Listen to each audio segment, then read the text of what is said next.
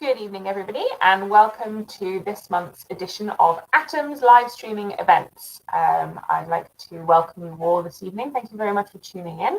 And I'm sure you're all very excited to hear this evening's talk from our guest, Alex Pratt. Just before then, a few admin notices.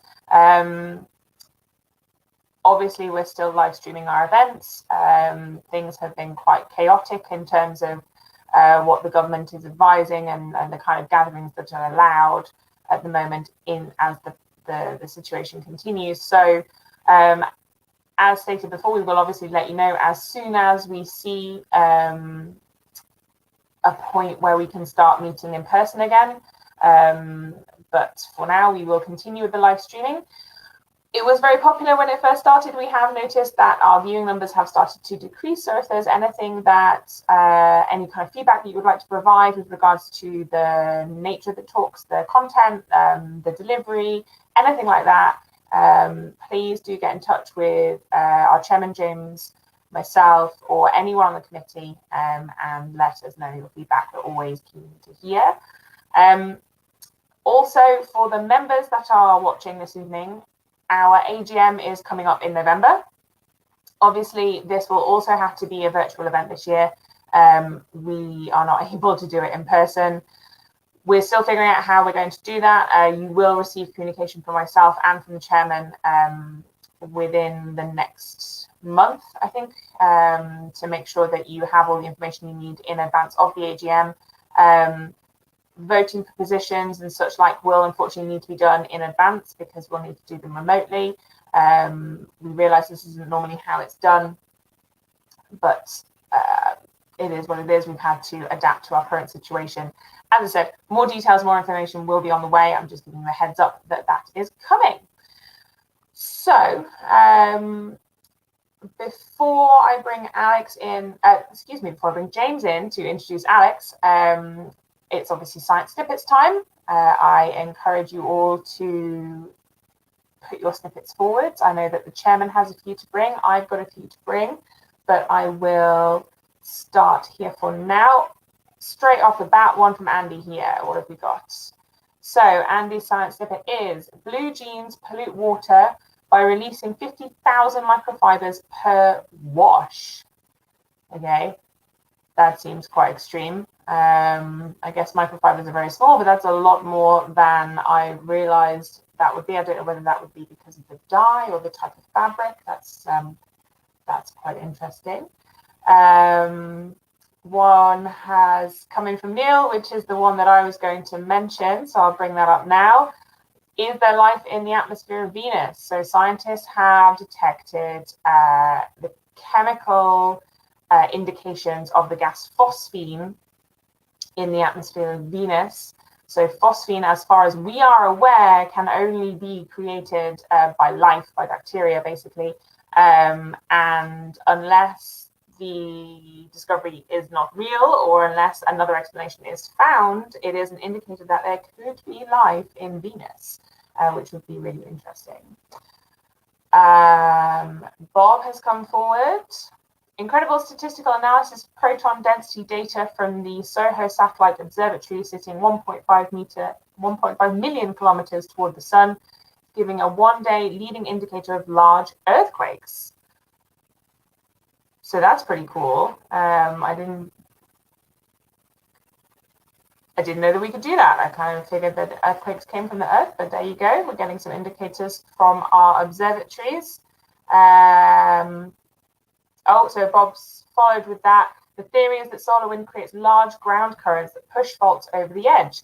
They found clear correlation between proton density and the occurrence of large earthquakes. That's really quite interesting.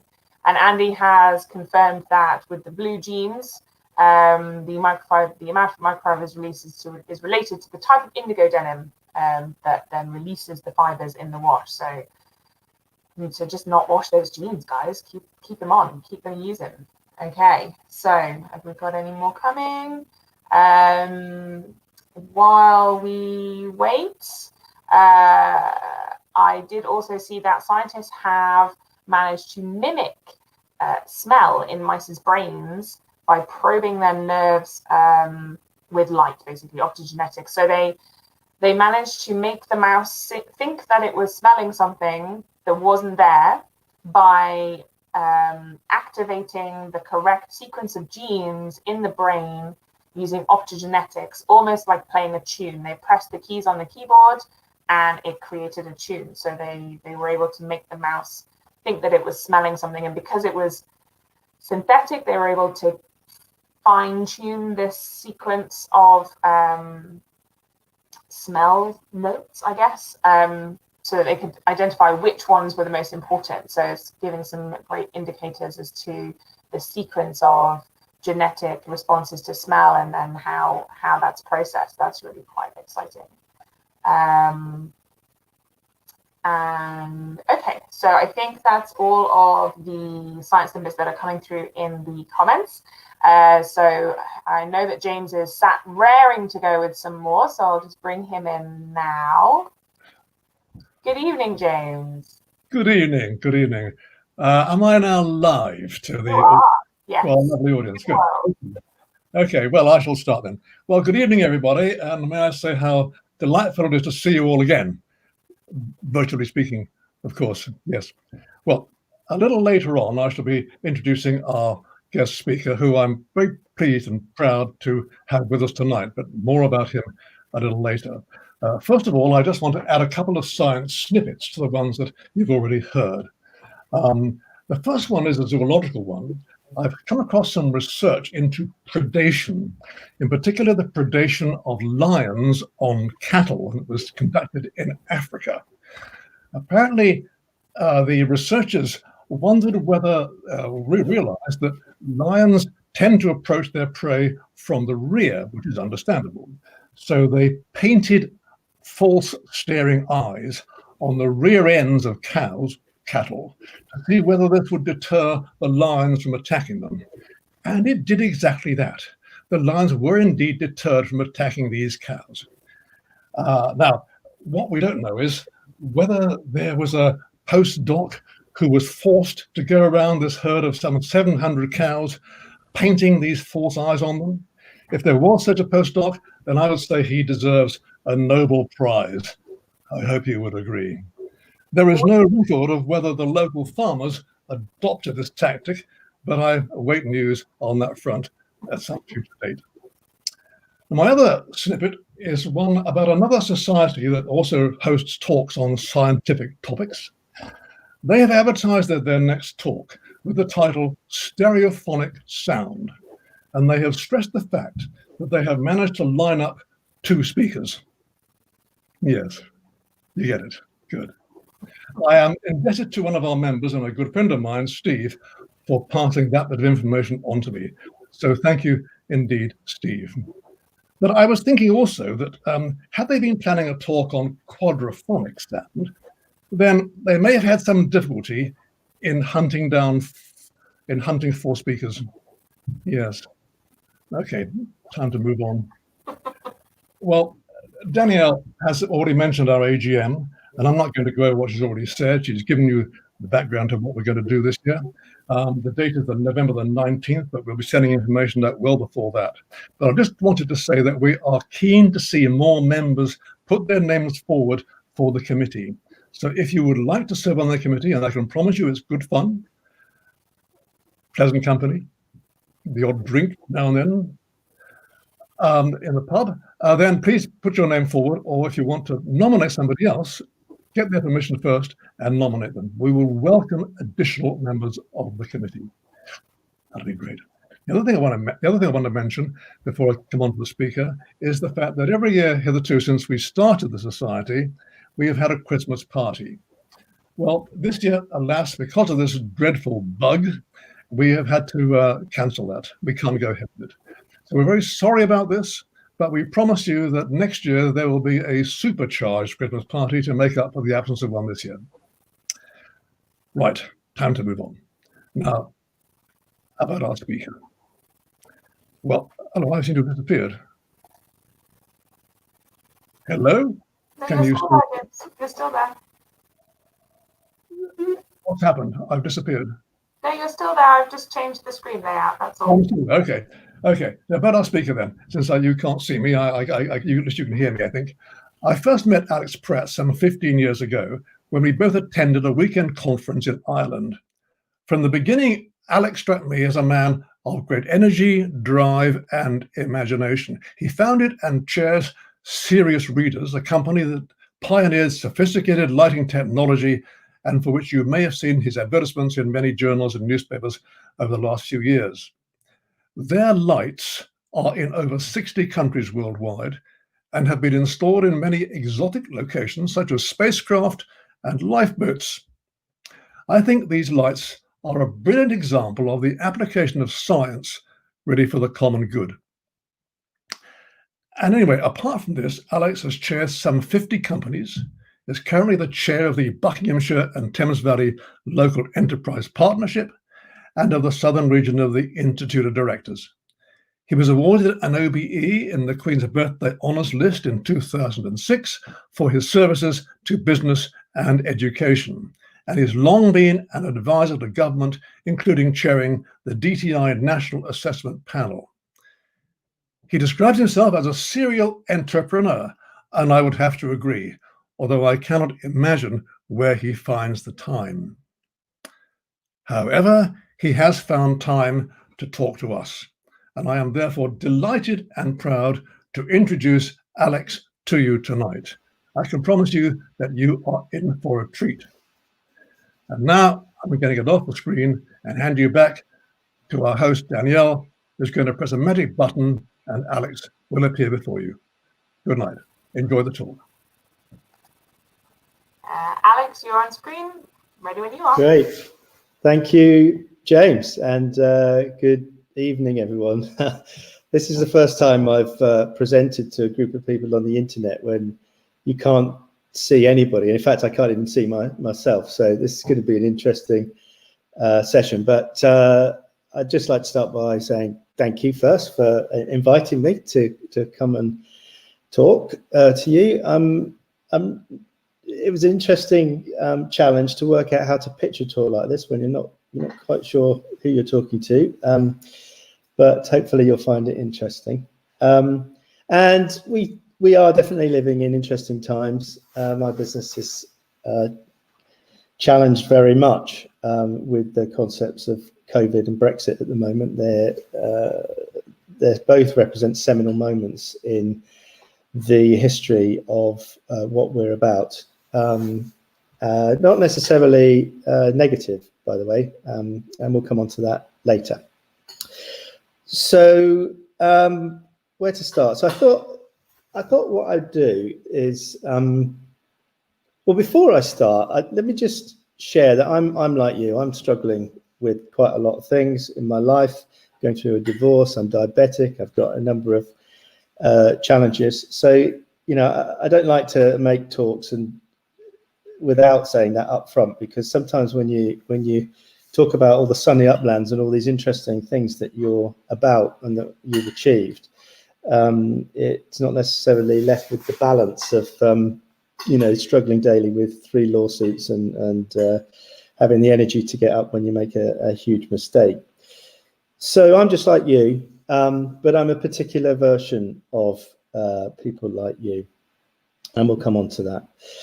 So hopefully what you can see on screen is a quote from Florence Nightingale, 110 years ago, making very plain how important light and, in fact, air, as well as water, is the truth, it is to human beings and to the human condition. And that's subject area and technology within that subject area is and has what's been driving a number of the things that I've done. But I thought I would start by trying to give you a sense of how someone like me, who does quite a number and has done quite a number of very varied things in their because you could call it a career, but in their lifetime, how we operate. And you might notice some aspects that resonate in use. So I'm going to go through a sort of potted history, very briefly, about entrepreneurship, about how it is and why it is that someone like me is doing the things that they're doing at the moment, and how to recognise someone like me. Because I was involved a number of years ago at Oxford University when I used to chair something called the Business Link, which was the government's business support for businesses. And we were trying to work out how we could leverage the intellectual capital that was being generated out of an institution like Oxford. And actually, what's interesting is somewhere like Oxford University pulls talent, for student talent, from around the globe. It pulls research talent and teaching talent from around the globe, and it generates a lot of intellectual capital. But certainly at that time, I lived 15 miles away, and it didn't pull me as an entrepreneur into exploiting all that readily available, exploitable technology. So there was a mismatch between the creation of opportunity and, or ideas at least, and not necessarily all opportunities. I'll talk about that in a moment. But the generation of ideas and the exploitation of those ideas. And so being able to spot someone like me who would be a good partner for someone with a technical edge is probably worth trying to understand. So how and why have I done everything from chairing the National Business Support Network to, with Peter Jones, setting up the National Enterprise Academy, branding Barbados, chairing the National Local Enterprise Partnership Network. I'm currently on the board of a charity, and we're trying to make Buckinghamshire the happiest place on the planet, which is quite an interesting challenge. How do you turn 530,000 people around in terms of their descent into unhappiness as judged by suicide rates and depression and mental health issues? How do you turn a whole population around? That's quite an interesting innovation. And I've just recently rewritten the value proposition for the Institute of Directors. Actually, James's introduction was slightly off. I've retired from a couple of the things that he mentioned then. But it's you just from that short list of a number of, a much larger list, you can tell it's been quite a varied journey. But what tends to hold it together is innovation. So the first thing I'd like to just cover is a mindset, really. And forgive me if you understand this, or you've heard of it, or it's, teaching my grandmother to suck eggs. But I live by the principle of Einstein's paradox of wisdom. So Einstein was trying to work out how one might describe wisdom mathematically, and he came up with the notion that if you described it as a circle, then you had a concept that you could use as a metaphor. So if when you're born you might have some innate instinct, so you've got a relatively small circle, but as you grow and develop and learn, your wisdom, your judgment, your collective capability, it grows, so the area of your circle grows. So you can argue that the bigger the area of the circle, the wiser you are. But the interesting thing about that, as the area of the circle grows, so too does the circumference of the circle.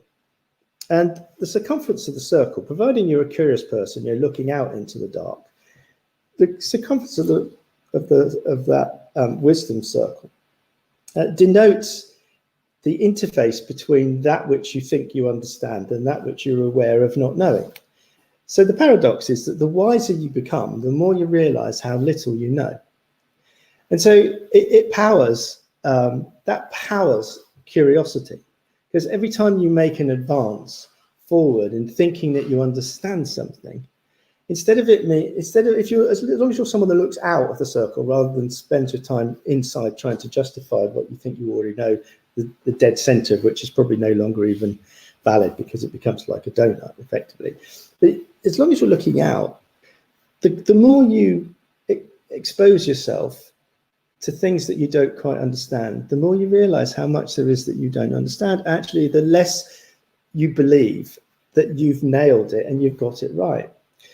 So I've always tended to live by that principle, and I work on the basis that almost nobody knows anything about anything really.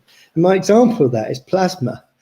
You take plasma as, I don't know the exact stats. There'll be someone sure on the call that knows better than I, but it's something like 99.9% of the universe's mass is plasma, and plasma is used, in everybody's mobile phone. So you've got something as universal as plasma that's used in something that everybody pretty much on the planet has got at least one of. And yet, if you ask anybody about plasma, they've never heard of it. They don't even know what plasma is. So, the idea that we know anything significant, I think, is to me is just fooling ourselves. So I live with this perpetual curiosity.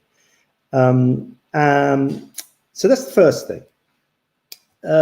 Second thing is really just trying to explain the notion of an entrepreneur. I mean, I've done a huge amount in this space, as I said, from setting up the National Enterprise Academy with Peter Jones.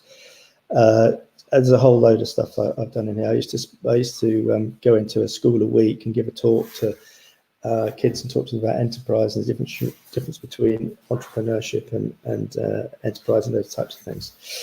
So let me just share with you what you should be looking for if you're looking for an entrepreneur who has got the capability to do something with a revolutionary technology or idea. So the obvious things are they need to be able to focus on it, and they need to be hungry enough to exploit it.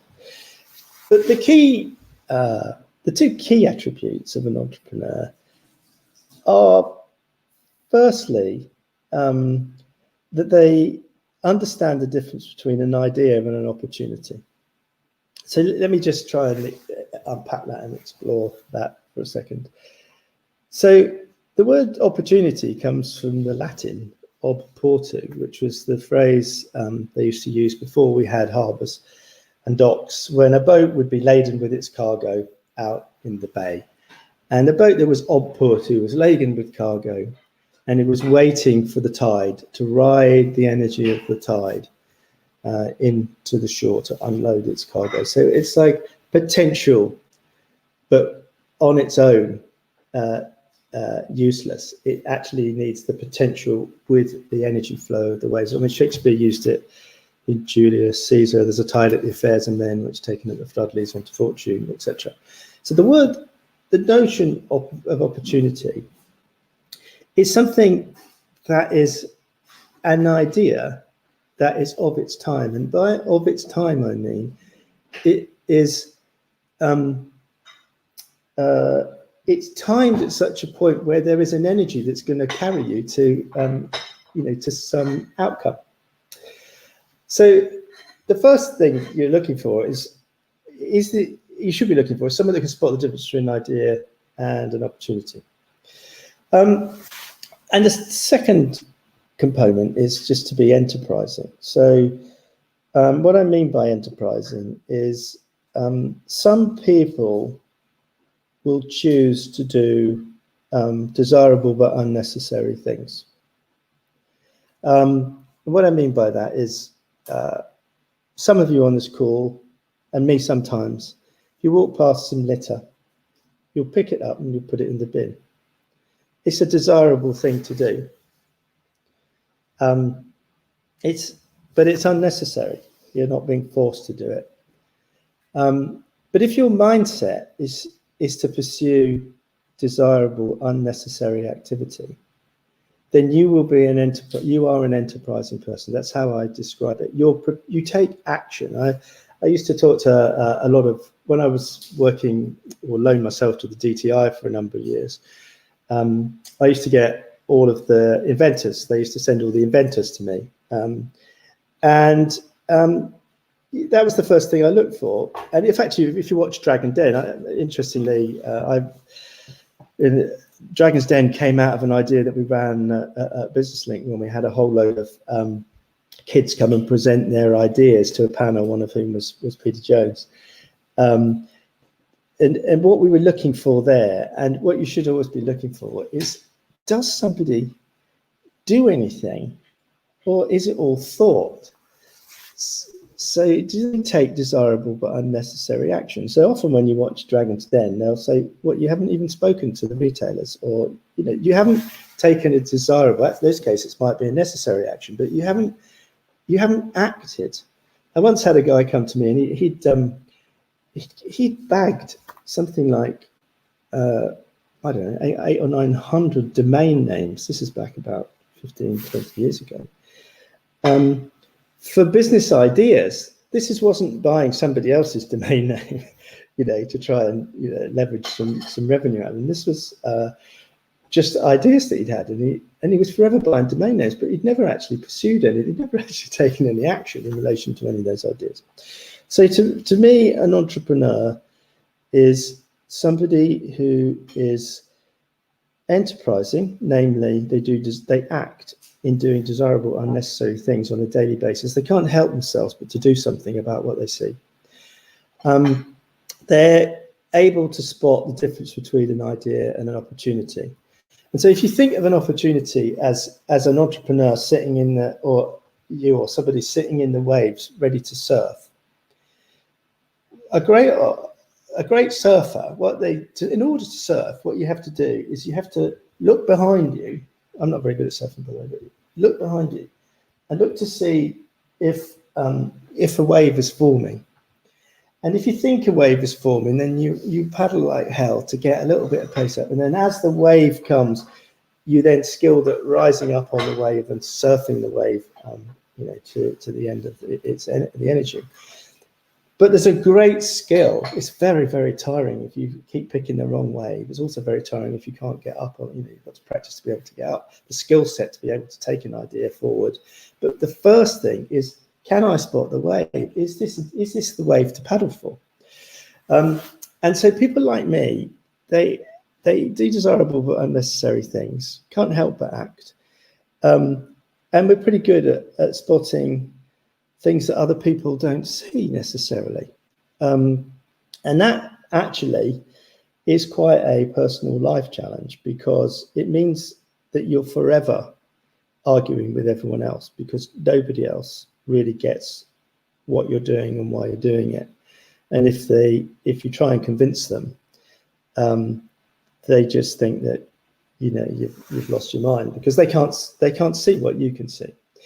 So first principle is always curious, Einstein's paradox. The second principle in terms of exploiting any idea in innovation technology is that sort of entrepreneurial focus. And the third thing is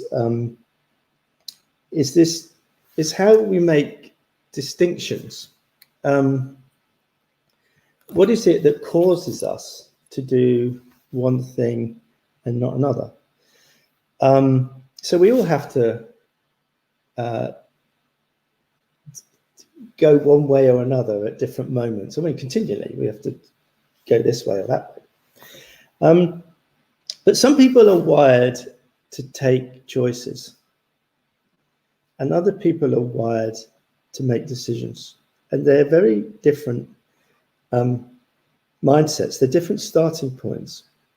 And in my experience, the people who excel and are outstanding in their fields are so because it's a choice rather than a decision. They act unreasonably. In the days when I was married, my wife always used to say to me, "What the hell are you doing that for?"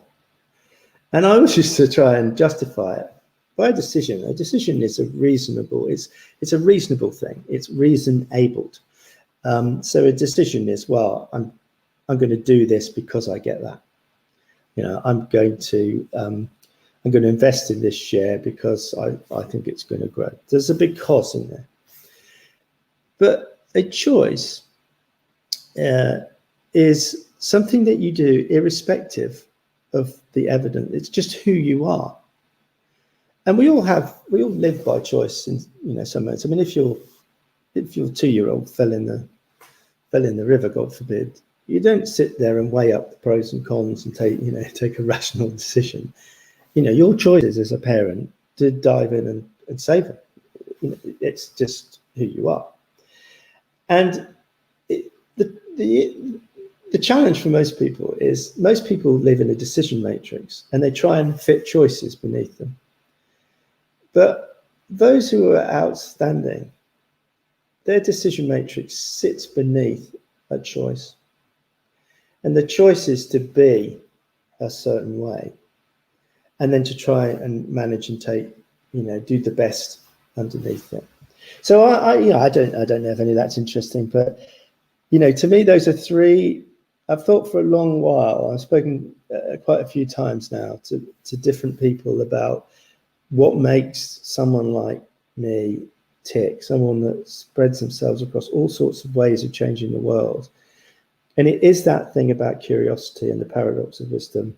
It is the notion of being enterprising and being able to spot, actually really being unable to walk away from opportunities, never mind spot them, which is a challenge because you then take on too much.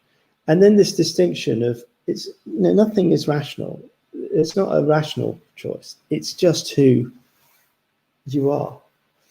And so I'll stop on that particular theme. It's very difficult to work out if any of this is going down well when you're talking, not even to yourself, but I hope you're still listening.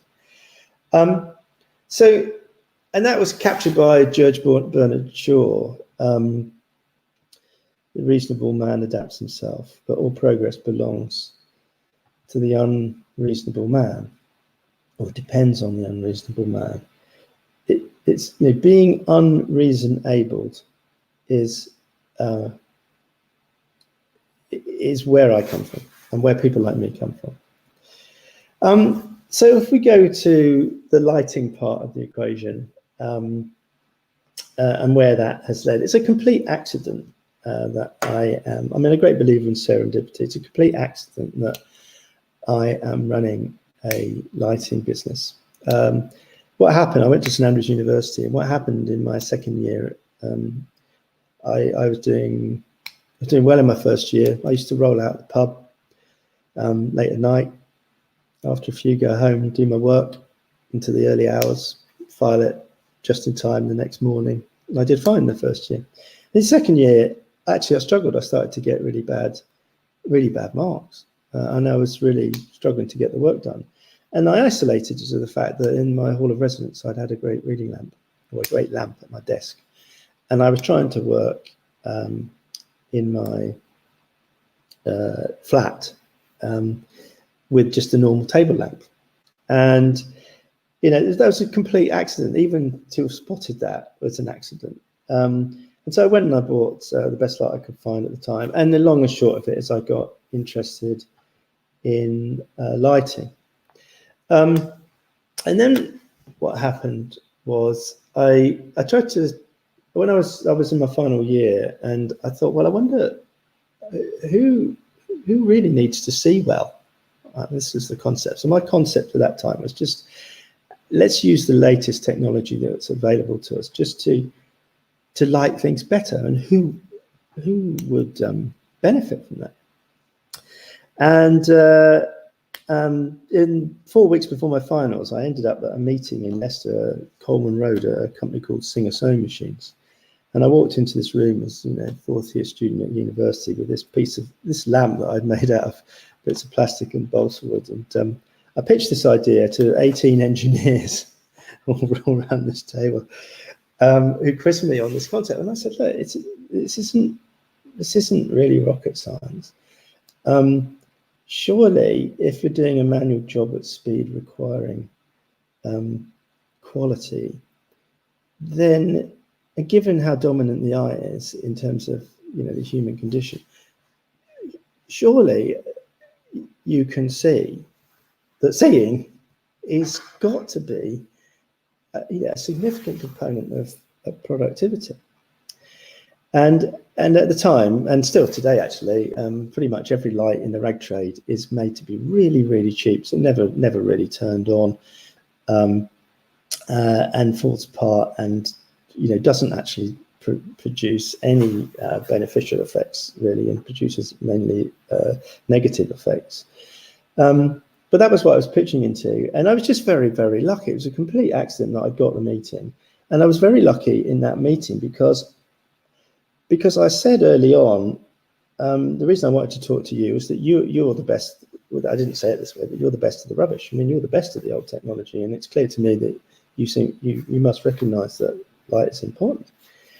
And I didn't realise how important that approach was at the time. I was just a young lad, and they said to me afterwards, they said, "Well, that was really interesting," and they placed an order. I didn't even have any product.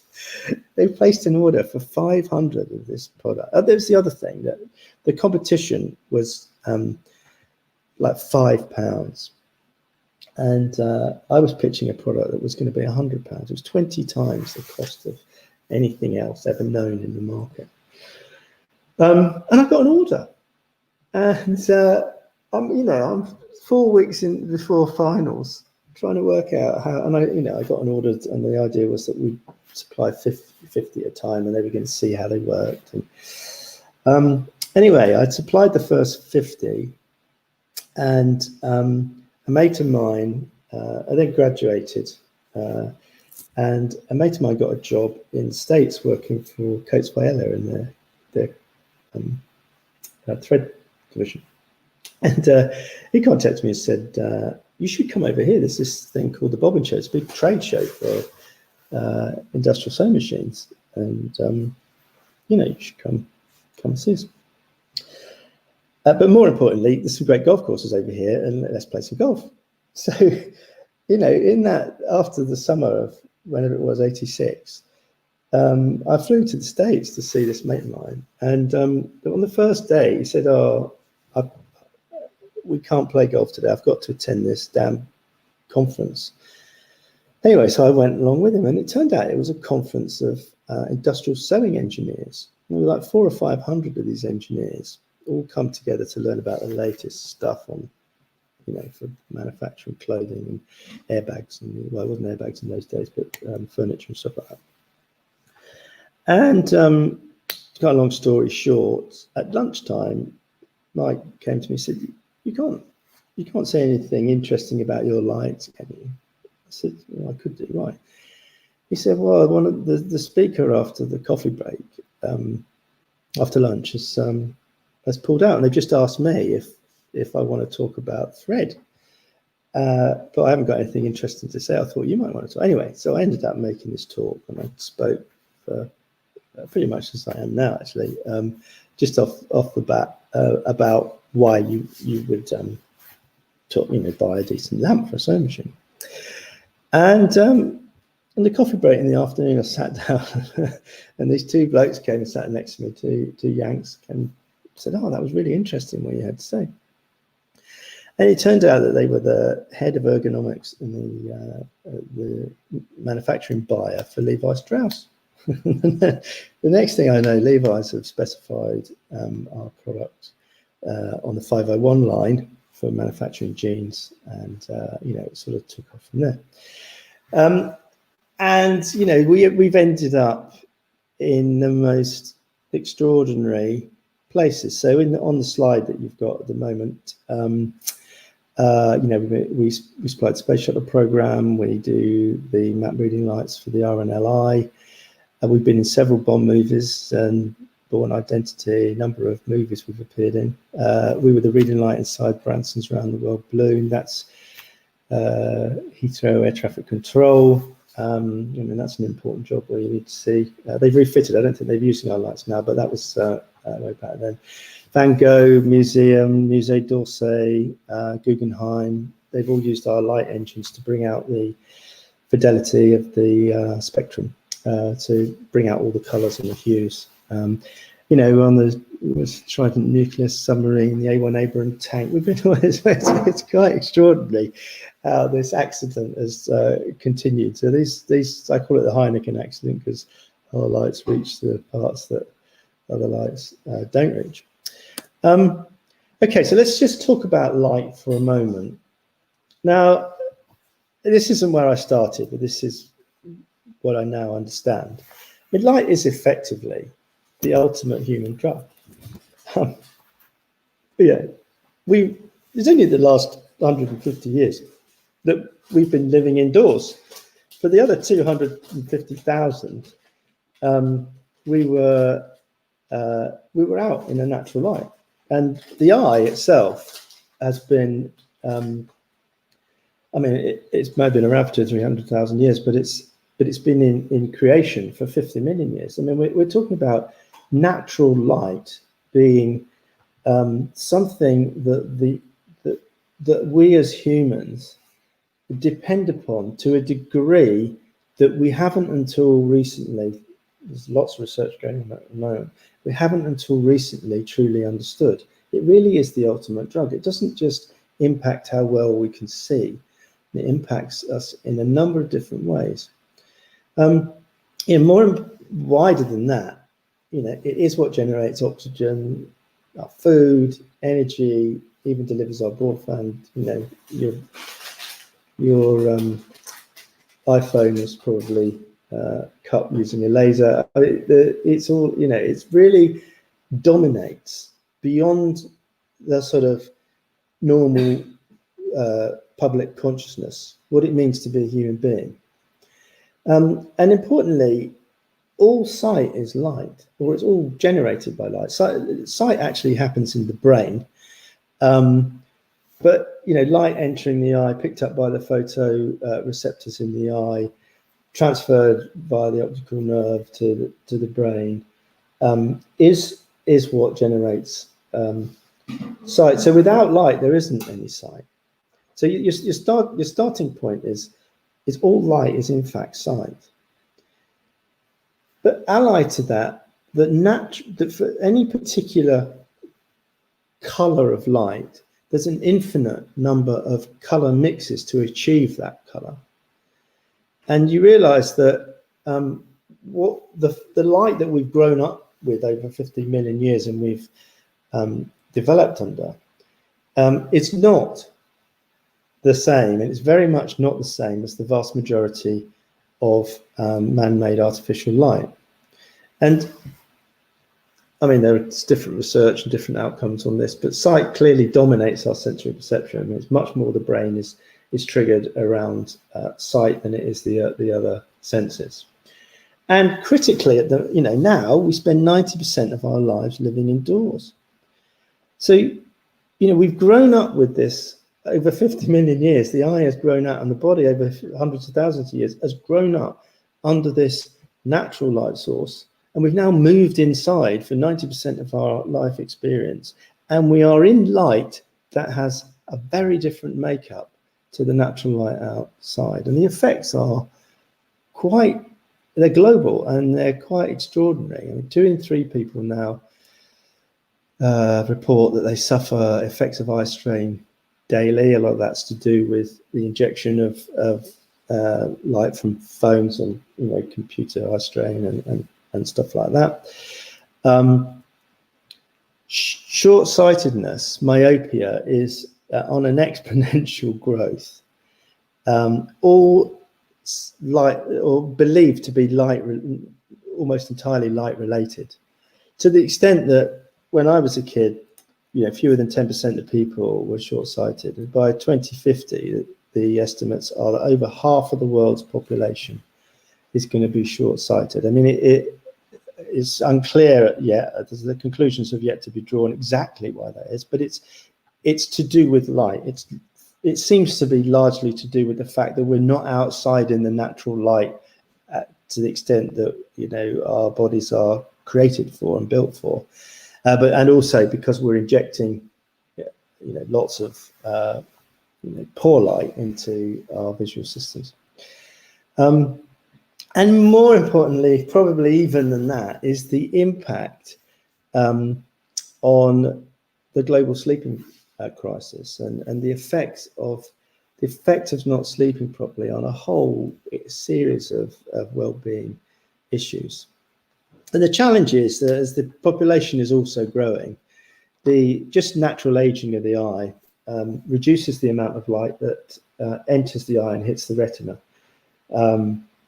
Various things happen. The eye, as you get older, the iris muscle gets weaker, and because of the ultraviolet light in the air, some of the fluids in the eye get more opaque.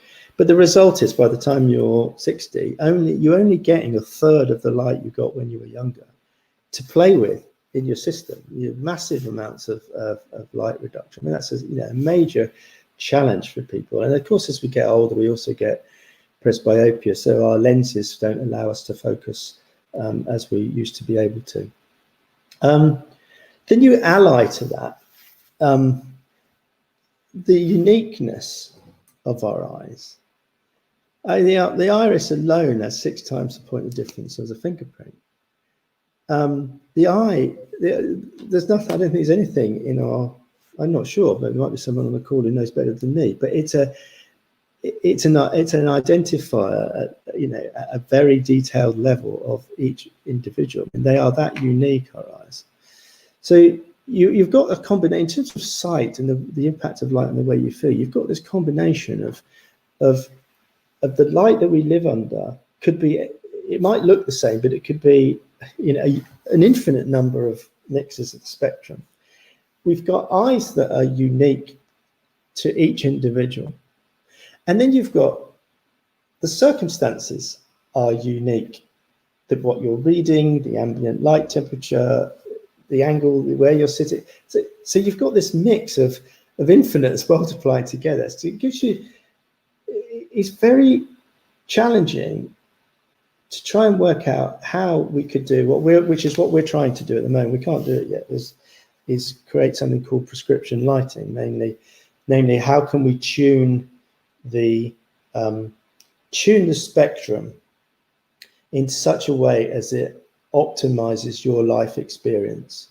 There's various research going on in various places at the moment around the impact of light on different conditions, from tinnitus to autism, Parkinson's disease. There's a whole lots of different research.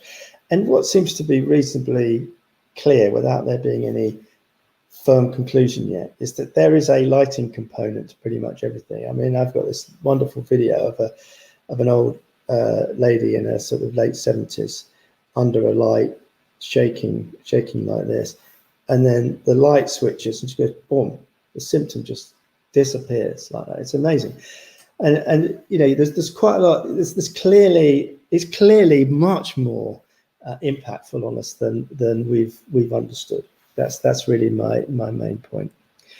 And of course, all light is not the same. So this is the spectral power distribution of typical different sources of light. You've got what daylight might look like indoors. You've got a typical incandescent light. So let's say, the old filament lamps. You've got a typical halogen, you've got a normal LED, you've got a typical fluorescent. And what you can see is that they're pumping out completely different amounts of each wavelength in the spectrum.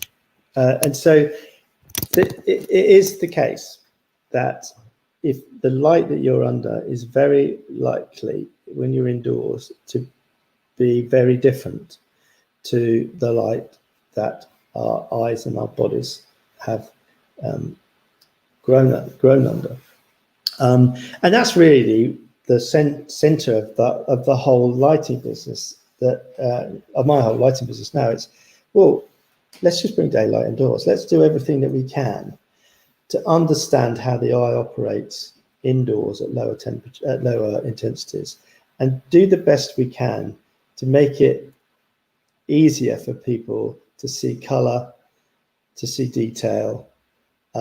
Let's take out things that might cause problems, and let's do it in such a way as it optimizes our well-being. So, maximize your ability to see color and detail, minimize the damage, and optimize its impact on our well-being.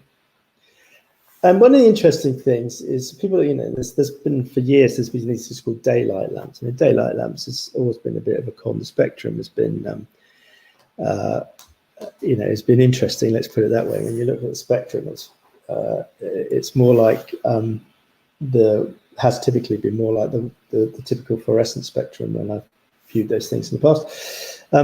But it's the interesting thing is that when you come indoors, the eye adapts, and to put it simply, under lower light intensities. I mean, typically outside, you might be 100 to 150,000 lux. I mean, really, is the light outside in daytime can be very, very bright. But indoors, it's much less intense. It might be typically 2 to 500 lux. And the eye has to adjust to that. And the way it can only, I think it's only, from memory, 16, the iris can only deal with a factor of 16, I think it is. So the rest is handled by the eye altering the photoreceptor mix, amongst other things, so that bottom line is you use more rods and fewer cones when you're two different types of photoreceptors when you're indoors. But what that means is the way we see light is different. So the impact of that is if you get a high color temperature, like a very sort of white blue light, outside it might look okay, but you bring it inside and you notice how blue it is, and that's because of the way the eye is operating at lower light levels. Well, a few years ago, some guys noticed that as well as the rods and the 3 cones that help with the visual function, there are photoreceptors in the eye that have nothing to do with how we see. They're called the intrinsically photosensitive retinal ganglion cells. That's IPRGC, and they are the link between light, the eye, and the body clock, our circadian rhythms. And to put it simply, at the middle of the day, when the sky is blue and the light is intense, your body needs to know now's not the time to be asleep. Now's the time to be out hunting. When it's getting darker, then the spectrum at night changes. You get less blue in the spectrum. You get a lower color temperature. The light that we live under clearly, we all understand, changes at night. Then it needs a trigger to explain to us that now's the time you need to be winding down, and those photosensors effectively, through a series of mechanisms, control the melatonin release that causes us to want to sleep. So light has a major impact on human performance, on tiredness, headaches, and productivity. Poor light, if you just keep it simple and think, well, if we put a lot of the wrong light into our eyes just before we go to sleep, it's telling us it reduces the melatonin production and stops us sleeping effectively. So the wrong light at the wrong moment can have a very impactful alteration on our circadian rhythms. And blue light in particular interferes with the body clock. So blue light's quite strong in the spectrum in the midday, but at nighttime there's less of it. And also there's some research which suggests that the blue light might even cause damage to the macula. And the other thing, just in terms of visual acuity, blue light is the short wavelength, so it scatters more easily, and it has the impact of reducing contrast, so it makes it harder to see detail. So how am I doing for time? So then that just takes me on to something else. So if we go back to, which is new, we've been at this for about 15 months. And again, it's an accident, complete serendipity. I've chaired, I think, 50 plus boards, but I was not chairman of this particular board. I was on it, and the chairman of that board, many years further on, reached out to me and said, "Oh, I've got this new technology. I'm sure you're the right guy to help us make a market of it." And we started that about 15 months ago, and it's all about air pollution. So if you go back to Florence Nightingale at the beginning, it was about light and natural light and fresh air. Well, the World Health Organization estimates that 91% of the world's population, 91% of the world's population is breathing in air that is above safe pollution levels. On average, pollution costs, on average, across around the globe, pollution takes 3 years off the average life. And if you're if you're forever in pollution, if you're a taxi driver or a lorry driver, or you're living in pollution, then you can expect a 10-year lower mortality rate. So fresh air has become something that, just like helpful natural light, has become something that we can no longer take for granted, very much so. So we were working on this product it's a new technology, series of patents out of Oxford, around a catalyst that accelerates the cleaning power of oxygen in the air. And what it does is it allows us to destroy the pollutants in the air, not to capture them, but to destroy them. So if you look at the pollutants in the air, you've got the sort of the bigger things, the dust mites, PM10s. You've got the PM2.5s, which are the tiny molecules which get into your bloodstream, and there's so much research. I mean, you just go on. When we got into this, I was absolutely amazed at they talk about, where's the wave? Where's the technology? Here's the idea. Where's the wave? Well, I went looking for waves, and I went onto the internet, and oh my word, you need to be deaf and blind to not spend a half an hour on the web in Google and be amazed at what's going on in terms of the lack of fresh air. And the 2.5s, so they get into the bloodstream and are causing very serious challenges around the world, in your lungs and through your lungs and in your heart, etc. But not mentioned on here is also the NOx and SOx gases, which they're produced by diesel vehicles and those sorts of things, which have a major impact on human health. And then you've got bacteria and viruses, and of course now you've got COVID. Well, this technology takes any carbon-based molecule and it breaks it down into harmless gases and water. We haven't yet managed to test it. It's not been possible to test it on COVID-19, but on H1N1 flu virus, it kills dead 99.99% through capturing it in a filter and then applying the catalyst and the cleaning impact. Of course, H1N1's much harder to kill than COVID, it being a smaller, much smaller than the COVID sort of. It's about 2/3 of the size. So and now, so where's the wave? Well, I mean, you really would have to be living on a different planet to not realize everyone's wearing a mask, that passing this thing in the air is something that pretty much everybody in the world is worried about. So we've got COVID, which is suddenly, if you're looking at a wave system, we had all of the health issues, around pollutants, and now we've got COVID, which is like suddenly blown up the wind. So this is real surfing territory now. It's a really interesting moment.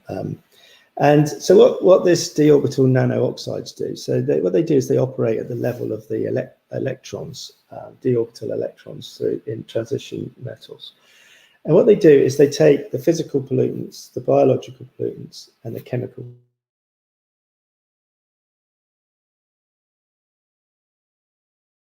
and occasionally some other. And so what we do is we take dirty air into safe air. And so, we're right at the cusp of this. I've literally got the first container of this product on the water, not actually on the water yet. They're still manufacturing it, being built in China. We've got the first container of this product now being prepared to come over. And it's only like 350 machines. We're about to launch in the next week to 10 days. We're about to launch the website and do a brief email campaign to test the water. And so, here again is going back to the origins of Florence Nightingale. Air, we've been focused on light. We're now looking at air. So I guess I'm, I must be related to Florence Nightingale in some way. To see the world through the same glasses. So I think I'm going to, I don't know, what time is it? I think I'm going to, 8:30, that's probably about the right time to stop. I think I'm going to stop there and say, I hope I'm not still just talking to myself, that there are still people out there listening. And if you are listening, I hope that wasn't, that was something that you found slightly different and interesting. And I'll pause there. Thank you. Okay, thank you very much, Alex. It was a very interesting talk. And there are still people watching the YouTube channel, so there are still people there. So if anyone has any questions that they'd like to ask Alex on the topics that he's covered in his talk, please do pop them in the YouTube chat, and they will come through and I can bring them up. James, if you have any questions, just give me a wave and I can bring you into the chat as well. I wanted to ask you, Alex, obviously we were saying about how light from outside is very different from light inside. And one thing that I know affects some people quite strongly relating to that is seasonal affective disorder. And I wondered whether your dealings in this kind of field has touched upon SAD and what kind of advice you might have for people who suffer from SAD, what kind of light sources they can use to tackle it, for example? Yeah, I think it's not necessarily the area that we're operating in. And SAD has been recognised and been around for quite a while. So seasonal effectiveness disorder. That is more to do with the availability of ultraviolet light effectively to the body, largely through the skin, not exclusively. So when you're indoors in the dark, you're not exposed to the natural light outside, and therefore, you're not getting the vitamin D production. So I'm not. It's not a field. I mean, we actually remove all the UV from our light because, UV absorbed through the skin, providing you don't burn the skin, obviously, I think is highly beneficial. Too much UV through the eye actually can damage the eye because there's no defense mechanism against the very short wavelengths, so they pass straight through to the retina. So that's why we wear sunglasses. I mean, you want to be careful not to get too much UV into the eye generally, and it's the same really. I mean, blue light is very short wavelength. I think generally speaking, it's wise to be careful of too much of the short wavelengths passing, to the eye, through the eye to the retina. And I don't know enough, to be honest. I don't know a great deal about SAD. I've always felt that it's not a lot of, you buy these lamps. It's not a lot of light that they throw out. So I'm never quite sure the extent to which they make a difference. But even if it's a placebo effect, frankly, if you use something and it makes you feel better and sleep better, that's the desired outcome. So I can't really comment greatly on SAD lamps, but I do believe that ultraviolet component and its effect on the human condition is strong, just as the spectral power distribution is strong on us. Okay, thank you. We've had a few questions come through on the chat. I'm just going to bring James in there because he's waving furiously at me. 1 second. Go ahead, James. Yeah, hello, Alex, and thanks for that very interesting talk. I was intrigued because I hadn't quite realized the fact that throughout evolution, we've mostly lived outside, and in more recent years, we've tended to live inside. But there are still people, of course, who do spend most of their lives outside, like, for example, farmers or forest rangers or people in perhaps other countries. And I wondered whether there was any statistical or scientific evidence that people who do now live their lives outdoors suffer less from eye problems than people who spend most of their lives indoors, like, for example, office workers. Yeah, I don't know, but I suspect that would be, there may be some, I know, but where this all came from originally was in the 70s, and they did the opposite. They did some research on people who worked shift patterns that worked at night. So they were denied the natural light and spent, disproportionate amount of their time under artificial light, working in artificial lighting conditions. And don't quote me on the details, but that research showed the incidence of cancers and all sorts of things was much higher in that population than, or significantly higher, notably higher than in others. So, that was the sort of the original research that I managed to, cast my eye over, where it all started with people realizing, well, hang on. I mean, because when I was a kid, they always just say you can't damage your eyes from light. It doesn't matter you're using bad light or reading under the bed covers with a torch. You can't.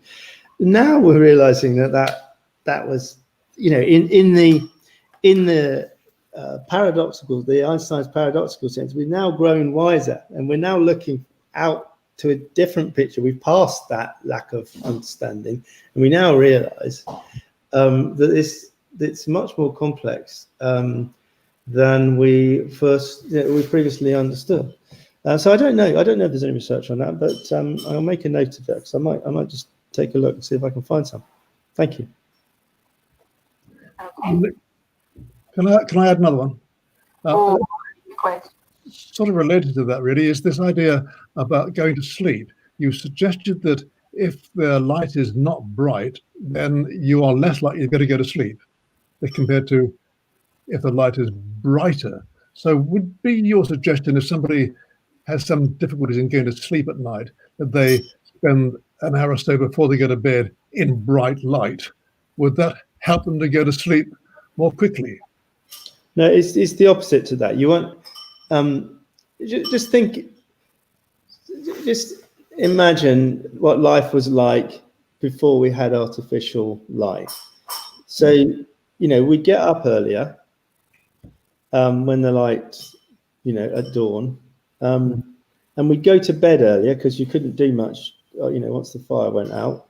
So you towards the end of the day, you were in low levels of low color temperature light, sort of reddish light by the fire, or the sunset, or and so the body over those hundreds of thousands of years, the circadian system grew to expect that and to take the triggers from those lights. So if you look at your laptop in bed or your iPhone in bed, particularly if it's not on an anti-blue setting, then what you're telling your body is that it's not time to sleep yet, and so that just alters its the way it operates, because the trigger is it's not time to sleep yet. So my advice would be if you want to sleep better, is to have a dimmer light, a lower color temperature,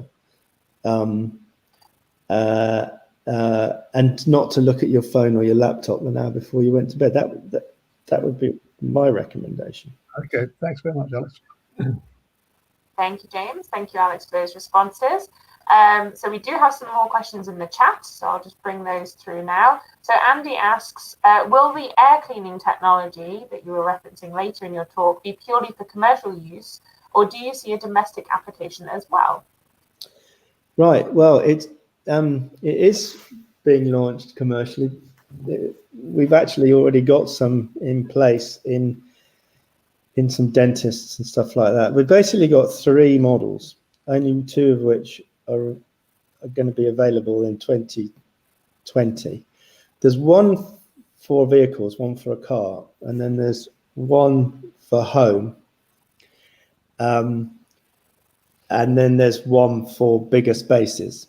And basically, it's quite, it's an interesting conundrum to what, it's not just the DNO technology of killing, or destroying the molecules. You've also got to have the ability to clear the air, you not have pockets of air. You've got to have a powerful thrust up to the ceiling spread that you've got to get all the air through the machine. And that's all we've all computer modeled all that. So the difference between the machines really are the ability to operate in spaces. So the bigger the space, the bigger the machine you need, but you can, in a big space, use multiple smaller machines. So we've got one for the car. People don't realize that actually not so much COVID, taxi drivers are already starting to bag some of these, but not just for COVID, but actually just for the pollutants in the air, given the World Health stuff I was reading out earlier. People don't realize that you're much more at risk in your car than you are walking on the street. It's something between 9 and 12 times the pollution in your car.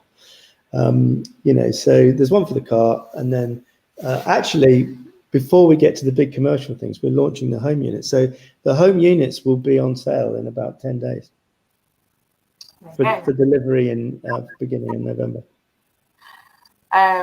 Cool. Yeah, I think I remember reading about related to that with airplane, the air quality inside an airplane.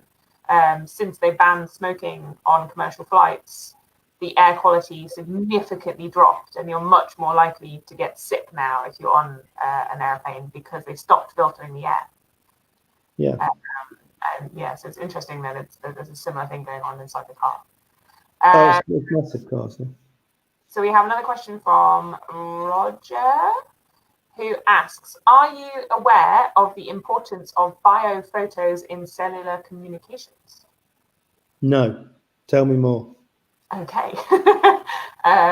Nice quick answer. Roger, if you're still there, you can pop it in the chat, or of course you can email me. I'll forward that to Alex. I have no idea what that means, but that sounds very interesting.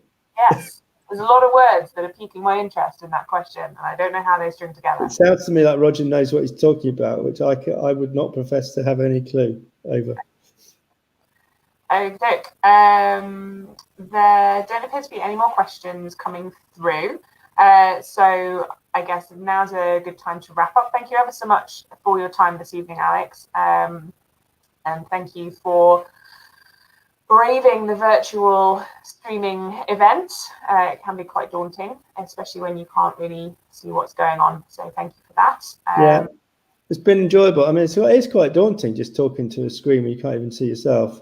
My parting comment would be to people, the thing that I've really come to realize that I had no clue about 18 months ago was the extent to which the air that we breathe is a problem.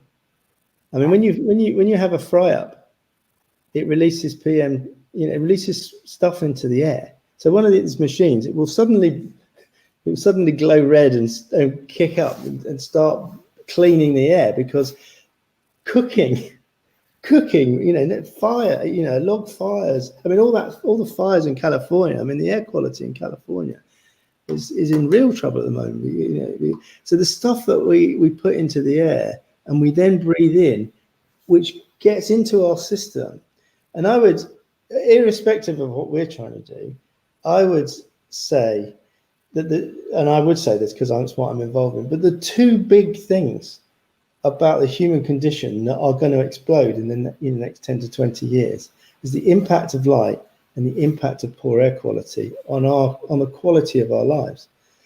So I feel sort of blessed to be early in those two spaces. But I would say to anybody listening, just get on the internet and type in pollution and have a look, because it's actually really frightening.